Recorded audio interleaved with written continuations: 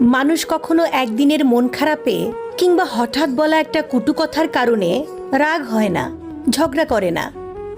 এগুলো একদিনে তৈরি হয় না। দিনের পর দিন ছোট ছোট কষ্ট, অবহেলা, অপমান, কটু কথা, উপেক্ষা সবই ধীরে ধীরে জমা হতে থাকে। কিছু মানুষ চুপচাপ সহ্য করে যায়, হাসি মুখে সব মেনে নেয়, কিন্তু সহ্যেরও তো একটা সীমা থাকে। যখন সেই সীমা পার হয়ে যায় তখনই ঘটে বিস্ফোরণ। তখন আর ব্যথা বোঝাতে হয় না, শব্দই গর্জে ওঠে। তখন মানুষ আর কিছু ভাবার আগেই বলে ফেলে সব কিছু।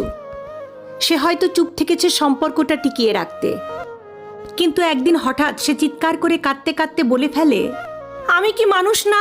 আমারও তো অনুভূতি আছে। লোকে তখন ভাবে এই একটা কথায় এত রাগ কেন? কিন্তু তারা জানে না, ওই এক কথার পেছনে আছে শত শত না বলা কথা, অগণিত সহ্য করা।